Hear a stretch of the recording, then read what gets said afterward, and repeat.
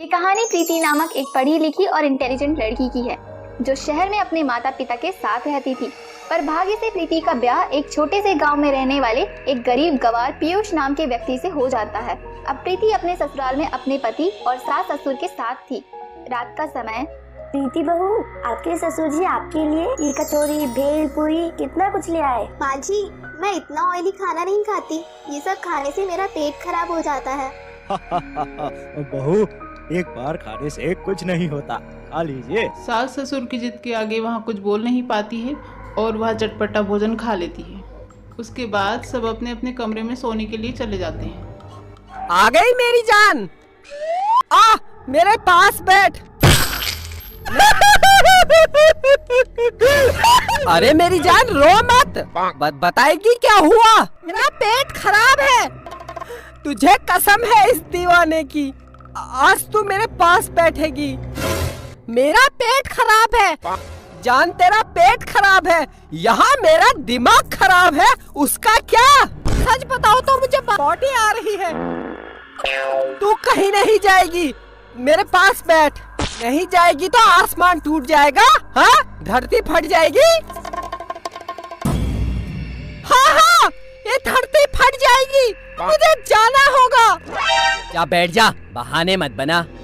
मैं अभी वापस आ जाऊंगी, मैं रोक नहीं पा रही हूँ। मुझे जाना होगा। ये क्या पता प्यार क्या होता है। एक बार आई लव यू बोल, I love you, I love you बोल, बोल बोल बोल बोल बोल। बदबू आ रही है, बदबू कहाँ से आ रही है? बहुत तेज बदबू आ रही है। बोला था ना पेट खराब है। बहुत तेज बदबू आ रही है। चलो मैं शौचालय जाकर आती हूँ, वरना मेरा पेट और खराब हो जाएगा। प्रीति कमरे से बाहर आ जाती है और सब जगह शौचालय ढूंढने लगती है, पर उसे घर में कहीं भी शौचालय नहीं मिलता। अरे इस घर में शौचालय कहाँ है? शौचालय तो कहीं दिखाई भी नहीं दे रहा है। प्रीति वहीं परेशान घूम रही थी। तभी प्रीति की सास दामिनी अपने कमरे से बाहर आती है। अरे क्या हुआ बहू, आप इतनी रात को यहाँ क्या कर रही हो? तभी पीयूष भी वहाँ आ जाता है। माँ जी, इस घर में शौचालय कहाँ है? मैं कब से शौचालय तलाश कर रही हूँ, पर मुझे शौचालय कहीं दिखाई नहीं दे रहा। अरे बहू, इस घर में शौचालय नहीं है। यहाँ शौच करने के लिए बाहर जाना पड़ता है। अगर आपको शौच करना है, आपको बाहर गांव में दरिया के पास जाना होगा। क्या इस घर में शौचालय नहीं है? इस घर में तो क्या, इस पूरे गांव में किसी के भी घर में शौचालय नहीं है। पर ऐसा क्यों? शौचालय तो हर घर में होना चाहिए। शौचालय हमारी एक जरूरत है। ऐसे बाहर खुले में जाकर शौच करना अच्छी बात नहीं है। बहू, घर में शौचालय बनवाने से घर में ही गंदगी इकट्ठा होने लगती है और इससे कई सारी बीमारियां होती है। इसीलिए गांव के सारे लोग खुले में जाकर शौच करते हैं। चलो बहू मेरे साथ, हम दोनों दरिया के पास चलते हैं। ये बातें सुनकर प्रीति हैरान हो जाती है और वो ना चाहकर भी दामिनी के साथ खुले में शौच करने चली जाती है। देखते ही देखते सवेरा हो जाता है। इस गांव में कहीं पर भी शौचालय नहीं है। मुझे ऐसे खुले में शौच करना बिल्कुल अच्छा नहीं लग रहा। अब मुझे ही इस गांव के लोगों को जाकर समझाना होगा। ये सोचकर प्रीति अपनी सास के साथ घर चली जाती है और दोपहर के समय वहाँ गांव की कुछ महिलाओं को इकट्ठा करती है। क्या हुआ प्रीति बहू, आपने हम सबको यहाँ क्यों बुलाया है? इस गांव के लोग जो खुले में जाकर शौच करते हैं, ये इस गांव की सबसे बुरी आदत है। महिलाएं ऐसे खुले में जाकर शौच करती अच्छी नहीं लगती।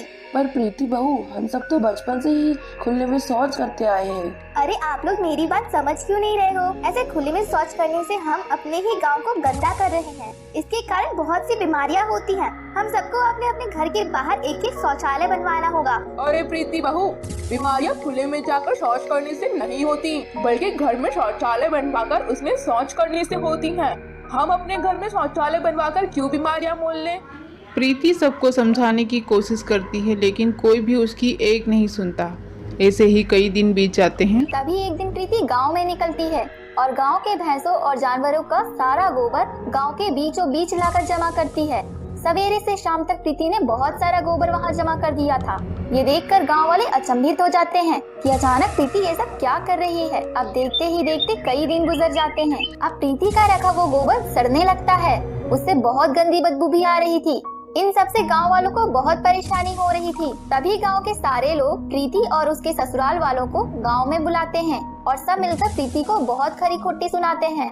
देखो प्रीति, तुरंत इस सड़े हुए गोबर को यहाँ से लेकर गांव के बाहर फेंकाओ। इसकी बदबू के कारण हम अपने घर में तक नहीं बैठ पा रहे। इस गोबर पर बैठी मक्खियाँ, कीड़े, जरासीम वगैरह सब हमारे घरों में आ रहे हैं। हमारे भोजन और शरीर पर बैठकर हमें और हमारे बच्चों को बीमार कर रहे हैं। ओह, ये सब क्या हरकत है? तुमने गांव के बीचों बीच इतना सारा गोबर क्यों इकट्ठा कर दिया? देखो इसमें से कितनी गंदी बदबू आ रही है। अच्छा, जब इस गोबर के कारण आप सबको इतनी दिक्कत हो रही है तो सोचिए, जब आप सब खुले में जाकर शौच करते हैं तो उस शौच से कितनी सारी बीमारियां फैलती हैं। ये कभी सोचा आपने?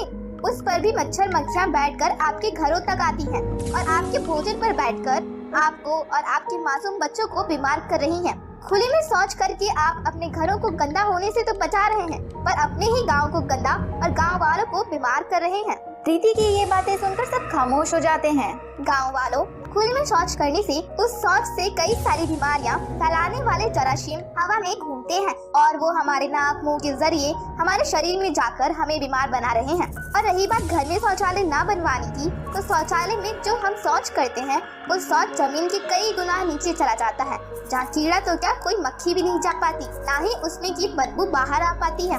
ये बातें सुनकर सब गांव वालों को समझ आ जाता है कि प्रीति की बात सही है। वाह बहू वाह, आपने हम सबको बहुत अच्छे से समझाया। अब हम भी अपने घर के बाहर एक शौचालय बनवाएंगे। हाँ प्रीति बहू, आपकी बात बिल्कुल सही है। हमने तो ये कभी सोचा भी नहीं था। आज आपके इस गोबर के उपाय ने हम सबकी आंखें खोल दी। अब हम सब अपने घर के बाहर एक शौचालय बनवाएंगे और उसी में शौच करेंगे। आप सब चिंता ना करिए, मैं शहर जाकर सरकार से विनती करूंगी और एक योजना के तहत सरकार हम सब गाँव वालों को अपने अपने घरों के बाहर मुफ्त में शौचालय बनवा कर देगी। प्रीति की ये बात सुनकर सब गांव वाले बहुत खुश हो जाते हैं। उसके बाद चंद दिनों में ही एक योजना के तहत पूरे गांव में हर घर के बाहर एक एक शौचालय बन जाता है। अब कोई भी गांव का व्यक्ति और महिलाएं बाहर खुले में जाकर शौच नहीं करते थे।